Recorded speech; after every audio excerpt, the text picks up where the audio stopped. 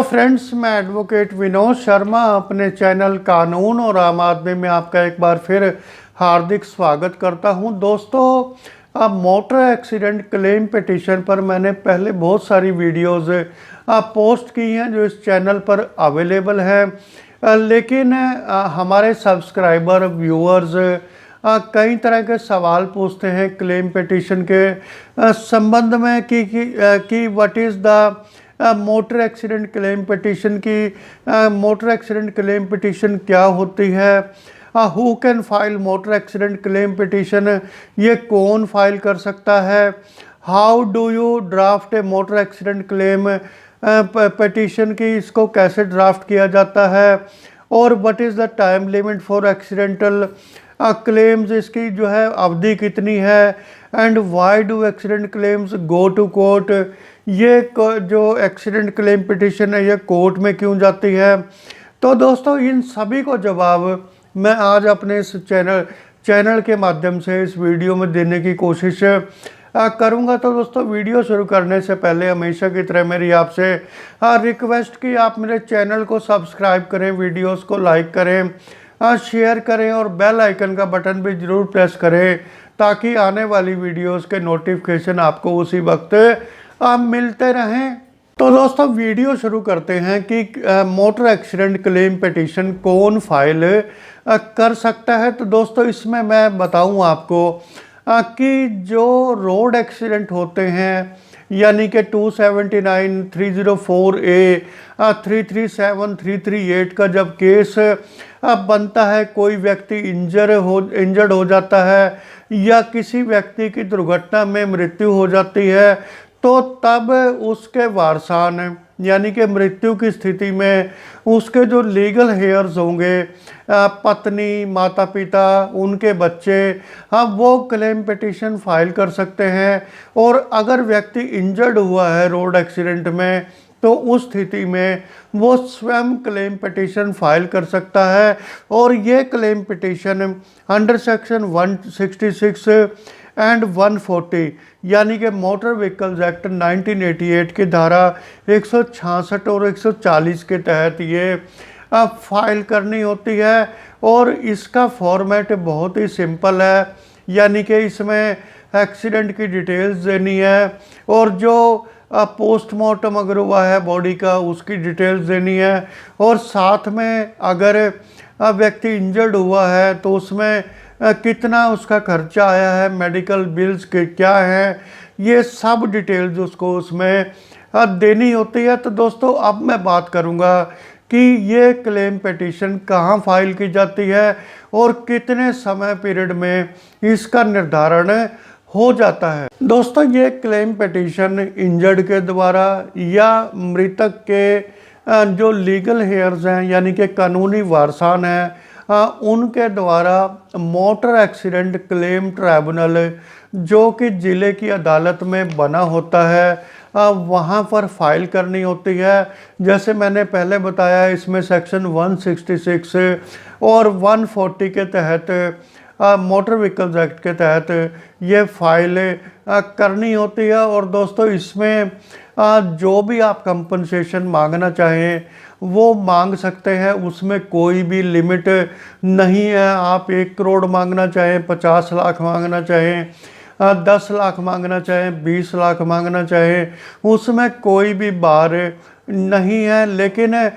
जो कोर्ट जो ट्राइब्यूनल है वो कितना देगा, ये बाद की बात होती है। तो दोस्तों, ये जब आप कोर्ट में ये पिटीशन फाइल करोगे तो वहाँ पर आप जो गाड़ी का ड्राइवर है, मालिक है या इंश्योरेंस कंपनी को इन्वॉल्व है, उनको पार्टीज बनाओगे। और उसके बाद पिटीशन फाइल करने के बाद जो पार्टीज़ हैं यानी कि ड्राइवर है, मालिक है या इंश्योरेंस कंपनी है, उनको नोटिस किया जाता है ट्राइब्यूनल के द्वारा, और वो अपनी तरफ से सफाई पेश करते हैं क्लेम के संबंध में। और उसके बाद केस एविडेंस में आता है, यानी कि जो इंजर्ड है मान लीजिए, वो अपना बयान दर्ज करवाएगा। और अगर व्यक्ति की मृत्यु हो गई है तो उनके लीगल वारसान अपना बयान दर्ज करवाएंगे। और वहाँ पर दो महत्वपूर्ण चीज़ें होती हैं, यानी कि अगर मरने वाला है तो वो व्यक्ति कितना कमाता था पर मंथ और कितना अपने ऊपर खर्च करता था, तो इसके आधार पर उनका जो मंथली इनकम है वो फिक्स की जाती है। और मंथली इनकम फिक्स होने के बाद फिर फ्यूचर प्रोस्पेक्टस में जुड़ते हैं और दूसरी चीज़ें और पर्सनल एक्सपेंसेस में वो अपने ऊपर कितना खर्च करता था वो उसमें से डिडक्ट होगा। और फिर उसके बाद उसकी जो मंथली इनकम है वो निर्धारित होगी और उसमें कितना मल्टीप्लायर लगना है ये भी कोर्ट डिसाइड करती है, वो एज के हिसाब से डिसाइड करती है। तो जितना मल्टीप्लायर होगा, जितनी मंथली इनकम होगी, उसको जोड़ के जो भी मंथली इनकम होगी उसके हिसाब से क्लेम निर्धारित होगा। और उसमें और भी कई चीज़ें जोड़ी जाती हैं, जैसे लॉस ऑफ एस्टेट है, लॉस ऑफ कंसोर्टियम है, या फ्यूनरल एक्सपेंसेस है, या लॉस ऑफ फ्यूचर प्रोस्पेक्ट है, या लॉस ऑफ बेसिक एमिनिटीज़ हैं। ये सब चीज़ें जोड़ के तो मोटर एक्सीडेंट क्लेम ट्राइब्यूनल एक फिक्स जो है जो कंपनसेशन बनेगा वो निर्धारित करती है। और उसके हिसाब से जितने भी लीगल क्लेमेंट होंगे उन सब में वो इस जो राशि है वो बराबर बराबर से और डिस्ट्रीब्यूट की जाएगी। अगर बच्चे माइनर हैं तो उनके नाम की एफडी करवा दी जाती है, और जो बड़े हैं उनको जो ये पैसा जो है कैश में दिया जा।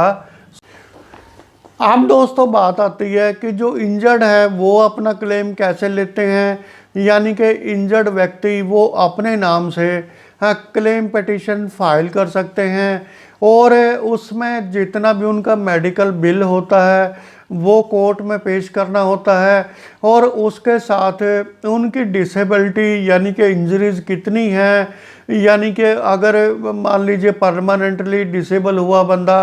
और या उनको जो है गंभीर चोटें लगी हैं तो उसका भी मेडिकल सर्टिफिकेट कोर्ट में पेश करना पड़ता है कि जो व्यक्ति का एक्सीडेंट हुआ है, इंजर्ड हुआ है, डिसेबल हुआ है, वो व्यक्ति पहले कितना कमाता था एक्सीडेंट से पहले, और एक्सीडेंट के बाद उसके जो फ्यूचर प्रोस्पेक्ट है यानी कि कमाने की क्षमता उसकी कम हो जाती है, वो कितनी हुई है, तो उसके हिसाब से उसके क्लेम का निर्धारण ट्राइब्यूनल के द्वारा किया जाता है। और दोस्तों इसमें महत्वपूर्ण चीज़ ये है कि जो गाड़ी का ड्राइवर या मालिक होता है वो ज्वाइंटली या स्वीयरली ये कंपनसेशन देने के लिए लायबल होते हैं। और अगर कोई इंश्योरेंस कंपनी इन्वॉल्व है तो इंश्योरेंस कंपनी ये पूरे पैसे का भुगतान करेगी। और मान लीजिए कोई गाड़ी इंश्योर्ड है जो फेंडिंग व्हीकल है, लेकिन वहाँ पर कोई पॉलिसी वायलेशन है, यानी मान लीजिए कोई ड्राइवर का डीएल नहीं है या ड्राइवर ने जो है ड्रिंक की हुई थी उसके टाइम एक्सीडेंट के टाइम, या कोई दूसरा पॉलिसी वायलेशन है, तो तब इंश्योरेंस कंपनी पैसा पे करने के लिए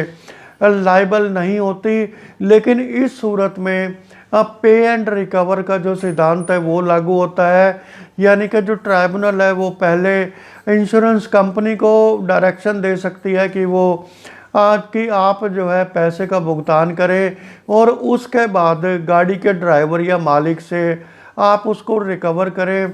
रिकवरी सूट के माध्यम से, एग्जीक्यूशन सूट के माध्यम से। और लेकिन जो है जो फर्स्ट लायबिलिटी बनती है वो इंश्योरेंस कंपनी की बनती है। तो दोस्तों मेरे हिसाब से एक क्लेम ट्राइब्यूनल यानी कि जो क्लेम पिटीशन है एक्सीडेंट से संबंध में, उस संबंध में बहुत सारी चीज़ें मैंने इसमें क्लियर की हैं। और अगर फिर भी आपका कोई सवाल है तो आप बेहिचक चैनल पर आकर आप पूछ सकते हैं। तो दोस्तों आज की वीडियो में इतना ही, मिलता हूँ एक नई वीडियो के साथ। Have a very nice day, tata bye bye.